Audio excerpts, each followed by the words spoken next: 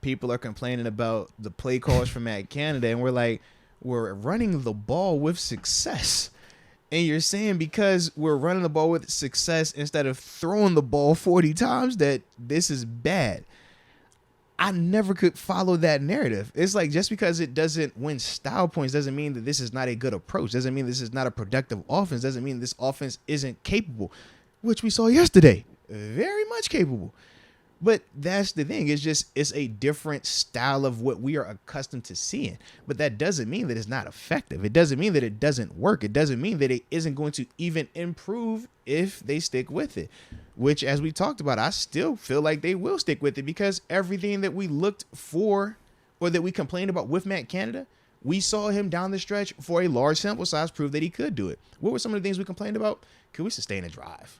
Could we get a first down? Could we complete third downs? Shoot, could we even get to the red zone? Could we score touchdowns? Could we score more than 12 points? You know what I mean? And, could we target the middle of the field? I think I made sure. And I'll say, can we throw the ball deep? I'll say that twice just in case I didn't say it the first time. And play action pass. I felt like we was getting all those. And predictability, right? Because they say it was too predictable with the jet sweep, stuff like that. So I could care less about any of that. How about we just put up points on the board and win? And that's what we've been doing. But just wait on it. So those were some of all the things that were like really hot topics, right? So do we change the predictability? I would agree. I think we did because, man, it wasn't a lot of calls down this stretch where we were like, yo, I know this is coming right here. Shoot, how many times did he get freaky with the Derek Watt play, bro? How many times he sauced that play, and it still worked? Tutty, it still hit. It still hit. Just remember that. It was nice. But it's like every time you get credit with that, the jet sweep, oh man, it doesn't work. And now it's like, yo, we don't even know when that's coming or not. And it still actually works a decent amount of the time now. But then on top of that, hey, man, protection-wise, I know this doesn't get talked about a lot, but we improved offensive line-wise because we also improved some of the schematic things that we were doing to help those guys out. We weren't leaving them always single blocking. We were making sure we had guys in the C area, right? We saw motions, we saw shifts, we saw all the type of window dressing that you would need, and those guys actually improved as well.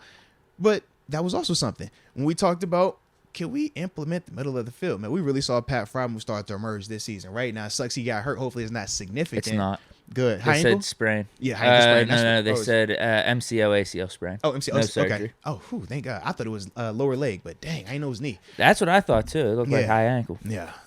But remember, that was a conversation, right? Could we work the middle of the field? We have a tight end. Pat Frymouth, man, we started to get him involved. He started to ball out. Man, you got this all-world receiver, George Pickens. Can we get him more involved? Shoot, you saw him down the stretch becoming more prevalent. We already knew Deontay was going to get his.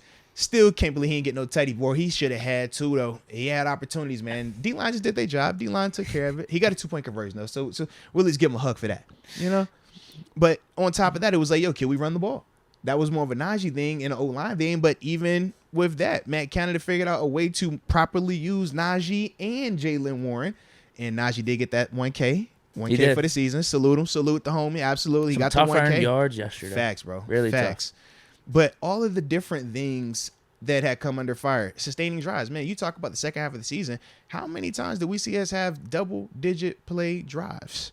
We're one of the league leaders in that. In terms of sustained drives. We were doing that.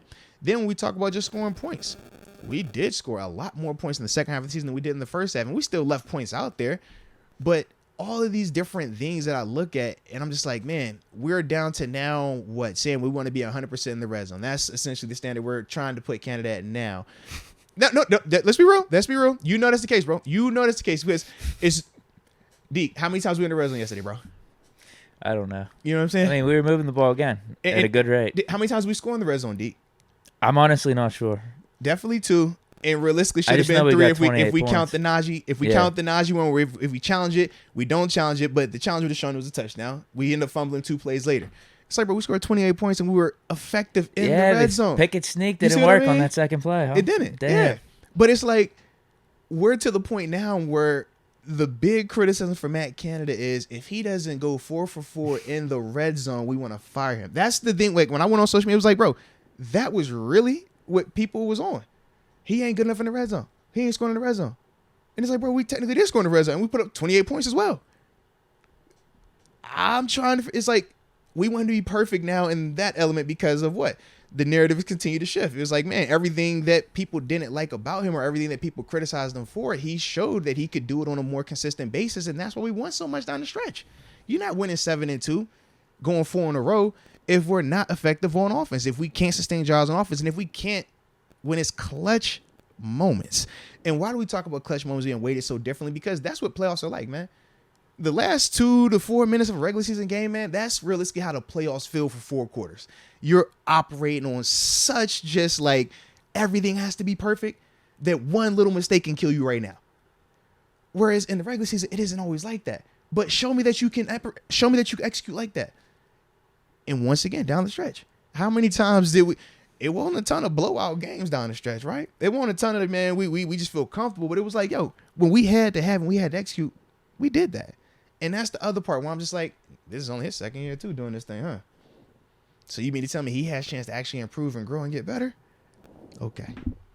That's how I look at it, man. I feel really good about our situation right now, bro. With Pickett, I feel really good about our situation right now, why bro. rock the I boat? do, bro. I feel good about our situation, man. And going back to what you're saying about points potentially being left out on the board in this second half stretch, I don't really consider a lot of those points being left out on the board on Canada. I really didn't. If you go back to game by game, I'm with you. Mitch had those 3 picks in the Ravens game. Pickett made some overthrows at times. And we had some drops. Deontay had drops. Najee had drops for touchdowns. Like, so those aren't on Canada. But that's the thing. But it's like, once people had already made their mind. Boss had some missed field goals. Once people made their mind up, though, that was the situation. And that's kind of like when I think of how people today could look at Kenny as a negative. It's like, you already had your mind made up. You weren't going to allow the context to take place. So if that's your energy, why debate that person? Let that person walk and feel the way that they feel. And, eventually they'll see that they're not right. And that's fine, And then eventually they'll get, hip to the situation. But, yeah, that's just where we're at with it right now, man. The arrow's pointed up. Shout out to, who said that? Charlie Doyle. Shout out to you, man. Arrow's pointed up. Let's go.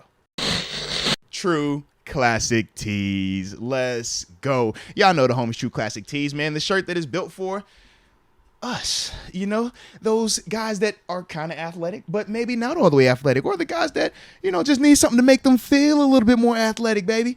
That's what you get when you talk about True Classic Tees. Or just straight up comfortable tees. Absolutely comfortable tees. I mean, because that's the thing with this, man. It is built to feel like you're just lounging around, but at the same time, have that athletic cut up top where most of us feel a little bit better, but at the same time, give you a little bit more playroom in that midsection. But with True Classic Tees, they have more than just t-shirts. I mean, they got the long sleeves, they got the sweatpants, the joggers, the shorts, hoodies, all type of different loungewear stuff that just make you feel good, make you feel comfortable. And that's how it's supposed to be, because you got to look good and you got to feel good, more importantly. But of course, if we're talking about them, we got a promo code. And that promo code is MOATS. You use that at trueclassictees.com. You get 25% off of your purchase.